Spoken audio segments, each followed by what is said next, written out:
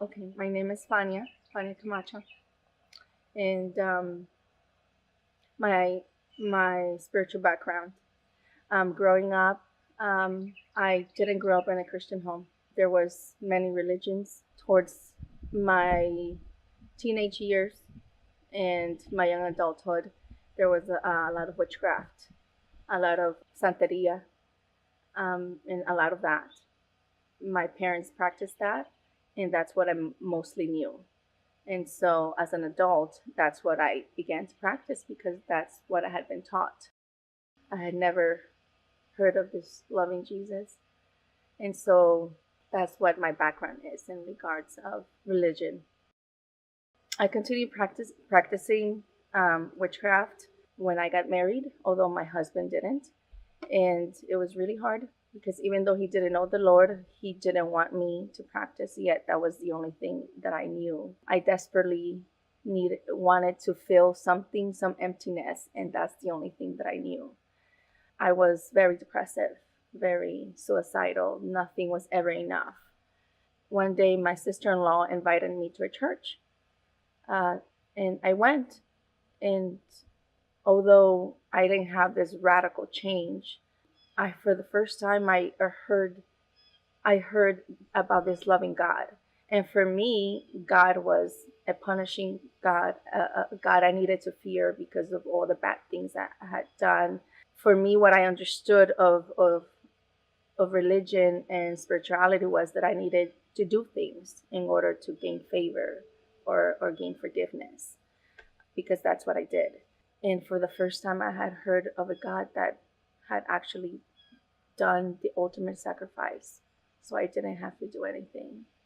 For the first time, I had heard of this God that gave his own son because he loved me, and to me that was mind blowing. And there was, and I was completely attracted into that. And although I wasn't ready to give in everything, little by little, Jesus just began to um, to overwhelm me with my love and with his love, and so I just surrendered. I remember one day, I I was brought up thinking that humans came from monkeys.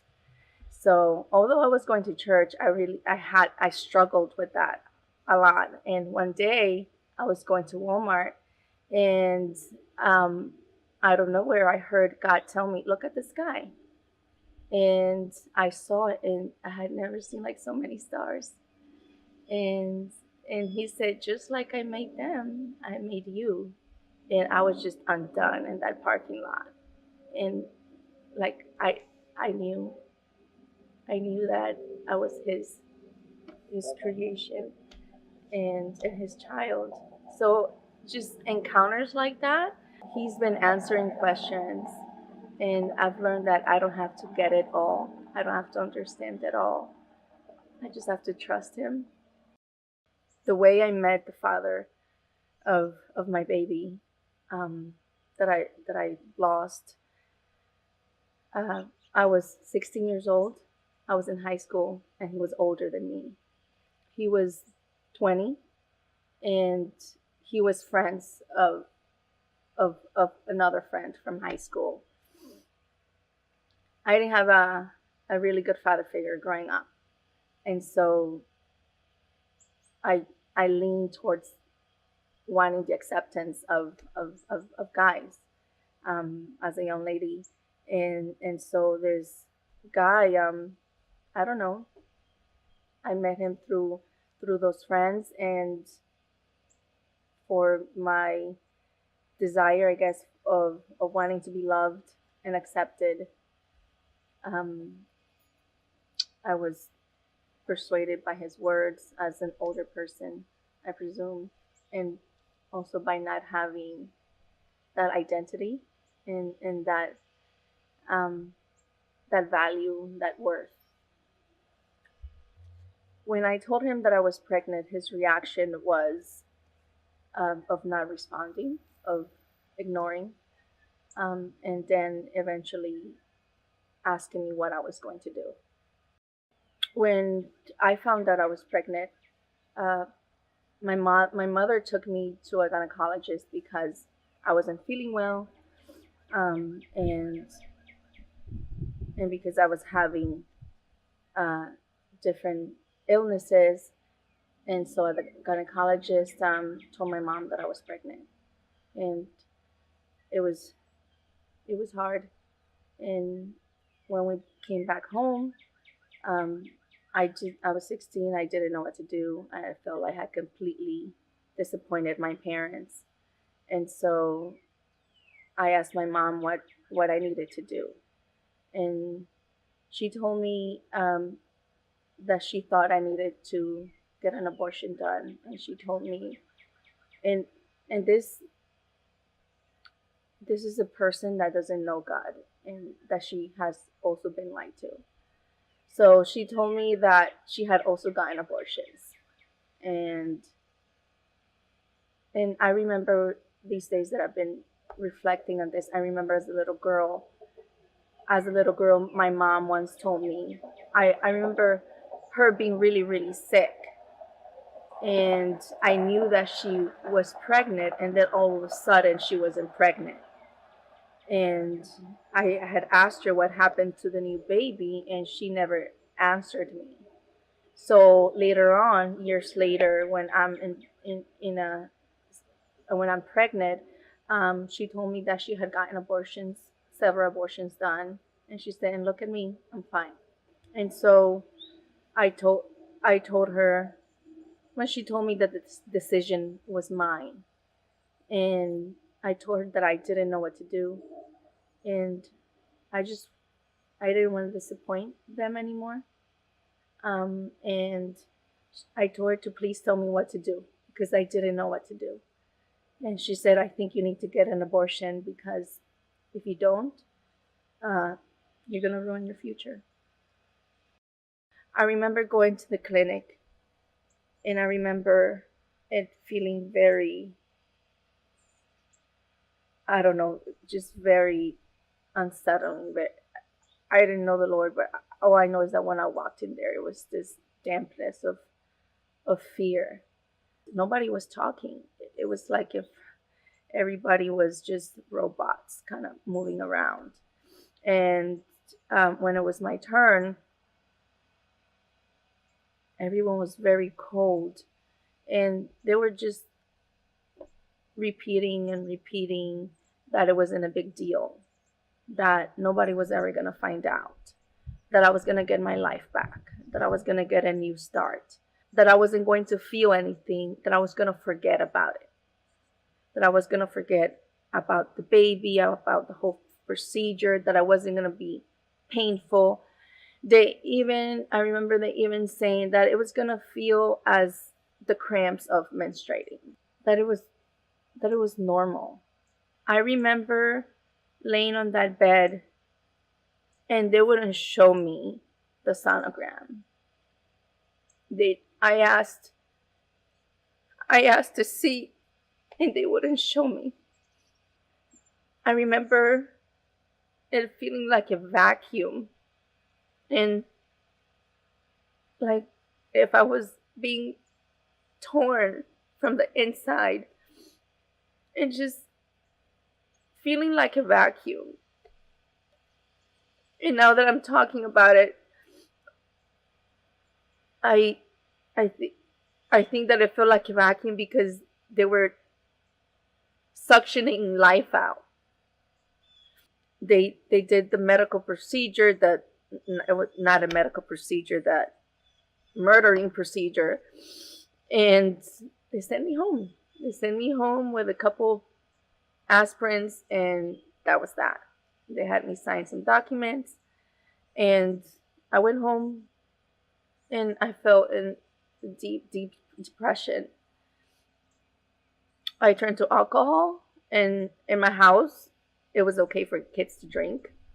And every time I drank, I thought about my baby, and my parents didn't understand why I was so sad. I began taking Benadryl to sleep because I just didn't want to deal And I kept thinking, they said I wouldn't remember. They said I wouldn't think about what I had done, but I remember. And then as time progressed, no one ever spoke about it. It's like it was almost like something you weren't supposed to talk about. From the moment of the abortion, the enemy kept accusing me of killing, of murdering, of having this stain on my life. He kept lying about that when people saw me, they saw the murder that I had made. And then for a long time, he lied about it not being a big deal. And I think that maybe that's, I don't know, to silence the pain that I was feeling. Um, but yeah, the accusations I got from the enemy um, were, you killed, you're not worthy, um, and I felt less of.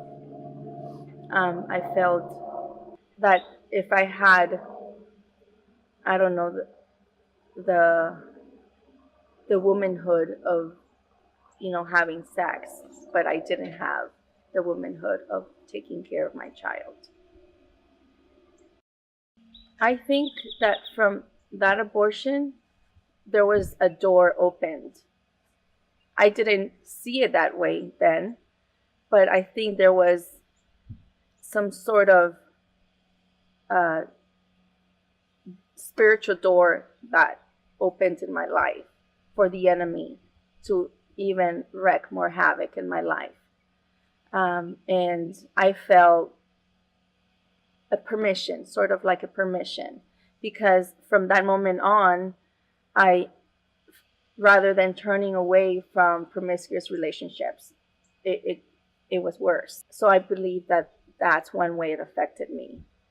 And, and I'm married now, and for a long, long time, I was afraid that my husband, back before we got married, wouldn't marry me if he knew what I had done, if he knew the evil that I had done. And I even lied because I wasn't courageous enough to say what I had done. So I remember one day I told him that I had been pregnant, but I had a miscarriage. So I lied to him, and years later, after we were pregnant, after we were married, I told him that I had actually had gotten an abortion. And that was the only person I ever told, ever, ever, until about 2 weeks ago that I shared with my children, my two boys. And it was very scary. I prayed a lot about it, but it was scary. I knew the Lord was pressing me in a loving way to share because it was for my good. When I told them, what I felt in the spirit was that the enemy had lost legality. He had lost that permission that was given to him from the abortion. That document, that spiritual document, had been ripped from confessing, from sharing the truth. And that was very liberating. It was freeing, and I felt it in my body as if this enormous weight was lifted off me. And I've always been open with my boys about abortion in the sense that they know my stance, they've known my stance, but they didn't know that mom had done that. And so every time I talked to them about it, I felt like a hypocrite because I wasn't being completely honest with them. But now I can see them, and I can see them in the eye, and I can be completely transparent. And the Lord extended so much grace through them. So I'm really thankful for that.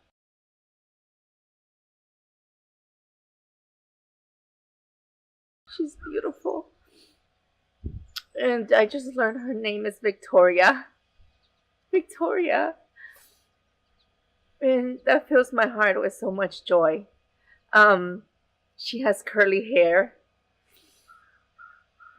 and she wears a yellow dress, and that that fills my heart with so much joy because yellow is my favorite color. And she has a beautiful smile. And she would be 24. There have been moments where I've been praying, and the Lord has shown me a picture, has shown me her. I've had dreams, and I've known that she's mine. And I know that it's because of Him that I have that hope. We have that hope. That is because of that blood that was shed on the cross. That one day I'm going to get to hug her. I'm going to get to love her forever. Right now, I just want to say it over and over and over. Just like the Father tells us over and over. And he doesn't get tired of telling us. I want to tell her, just like I tell my boys, I love you. I love you. I want to garden with her. I love gardening. I'm a childcare provider. And one of my favorite things to do with when my boys were little was gardening. And one of the things that I love doing with my daycare babies is gardening. And I would show her how to plant and just love flowers and all the creation that the Lord has given us.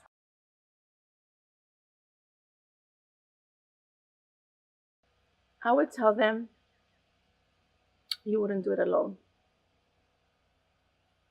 Because Jesus would be right there. I would tell them, and whether we choose how to give life, whether it's to raise our babies ourselves or to give another mama the opportunity to raise this baby, that Jesus would do it with them, and that in that decision that they wouldn't do it alone, and that they would bring the Lord so much honor by choosing life. And I would also, I guess I would warn against the lie that I was given, that you don't forget. I would warn that being pregnant is not a mistake. I would warn that having life, it's a privilege inside of you. It's a privilege and an honor. And we get to do that as women. God created us to do that. And so God says that He works all things for our good, for those who love Him and have a purpose in His kingdom. So I would tell them that for whatever situation, for whatever the reasons is that they are in that situation, that Jesus would walk with them, and He will not leave them or forsake them or shame them or point fingers at them, but that He would help them make the best choice for them and the baby, which always will be life in whichever way that would look like. There have been times when I've gone to the doctor, and one of the questions they ask, how many times have you been pregnant? And for a long time, I always said 2, because I have 2 boys. For a long time, I couldn't get myself to say 3 times. And because it was just so shameful. And so, yeah, those are the times. Ever since I met the Lord, when I'm reminded, I don't remember my baby with shame or guilt or condemnation. He's reminded me with hope. So it's a different kind of reminder. Before I knew the Lord, I was reminded by the enemy with condemnation and shame and guilt and regret. But But since I met Christ, I'm reminded, yes, but in a different way. I'm reminded with hope. I would like to say that I'm so overwhelmed with gratitude. Firstly, to my Savior for redeeming me and for changing my garments, for removing the garment of shame and giving me a new garment. I'm grateful to Him that He gives me hope that one day I'm going to hold my Victoria. I would like to tell my mom, I don't know if she'll ever see this, but I would like to tell her that I love her and that I forgive her, because I know that she didn't know better.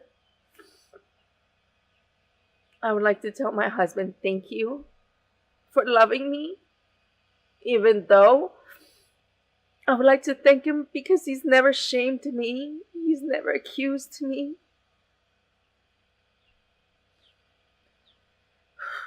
And I would like to tell my boys that I love them. And I'm so grateful for them because they are His inheritance. They are God's inheritance. And I get to be their mama. And also for extending me grace. And me sharing my heart with them. And to other women that are pregnant and they're struggling with, they're contemplating into this idea of abortion, this lie of the enemy. I want to tell you that you're not alone. I want to tell you that Jesus loves you, that He has a plan for you to give you a future and a hope. And that baby you're carrying is not a mistake. And the baby has a name. And that baby has seen the face of the Lord. And the baby was knitted by His own hands. And that, I know it's scary, but Jesus will be right there. And many, many, many are championing you. That's what I'd like to say.